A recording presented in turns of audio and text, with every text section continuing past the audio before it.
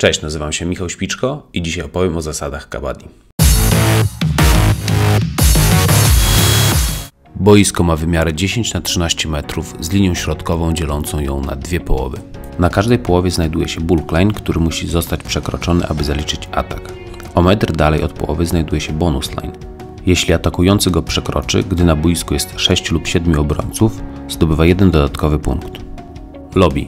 Te dodatkowe strefy o szerokości 1 metra każda stają się częścią boiska, gdy dochodzi do dotknięcia atakującego z choćby jednym obrońcą. Każdy zespół zaczyna grę 7 zawodnikami na boisku oraz 5 zmiennikami. Atak, inaczej mówiąc raid, zaczyna się, gdy raider wchodzi na połowę przeciwnika. Maksymalny czas ataku wynosi 30 sekund. Podczas raidu atakujący musi kontrolować swój oddech, powtarzając słowo kabaddi, kabaddi.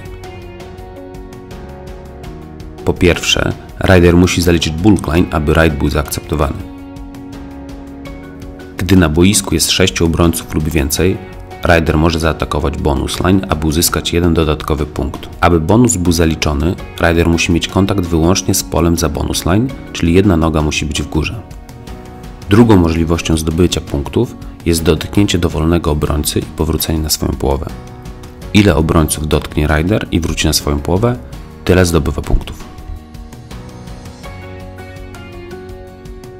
Na przykład w tym meczu nasz zawodnik dotyka pierwszego obrońcę, następnie drugiego i wraca na swoją połowę. Wystarczy dotknąć swoją połowę choćby jednym palcem, aby powrót był zaliczony. Zdobywamy 2 punkty.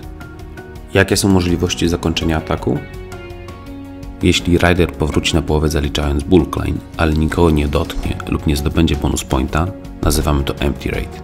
Wtedy żaden zespół nie zdobywa punktów. Kabaddi nie pozwala na wolną grę. 2 empty raidy z rzędu oznaczają, że trzeci atak drużyny to do or die. Raider musi zdobyć punkty, jeśli tego nie zrobi, schodzi z boiska, a przeciwnik dostaje 1 punkt. Gdy raider zdobędzie 3 punkty lub więcej, nazywamy to super raid. A w meczu może to wyglądać tak. I reckon it's going to be a scoring fest tonight. Look at how attacking the appeal. Then chooses another on the left side, uses the lobby. Fists are pumping. Gdy na boisku jest 3 obrońców lub mniej, powalenie jest trudniejsze. Dlatego udana akcja to super tackle, za którą obrona dostaje 2 punkty zamiast 1. Tak wygląda to w meczu.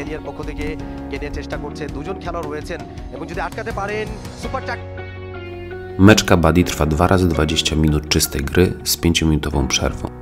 Mecz wygrywa drużyna, która na koniec zdobywa więcej punktów. Każda osoba, która zostanie dotknięta przez raidera, schodzi z boiska. Każdy złapany przez obronę raider schodzi z boiska. Kiedy wszyscy przeciwnicy muszą zejść z boiska, mamy all out, a drużyna dostaje 2 dodatkowe punkty. Czyli jak teraz, łącznie 4. 2 za dotkniętych przeciwników i 2 za all out. Po all out grę zaczynamy od początku, czyli od ustawienia 7×7. Omówiłem prawie wszystkie zasady kabaddi, które trzeba znać, aby rozumieć podstawy gry. Mam nadzieję, że pomogłem Wam w zrozumieniu szczegółów. Jeżeli uważacie, że warto, abym nagrał dłuższy film, gdzie poruszę nieco więcej detali, to koniecznie dajcie znać w komentarzach. Dzięki, do zobaczenia.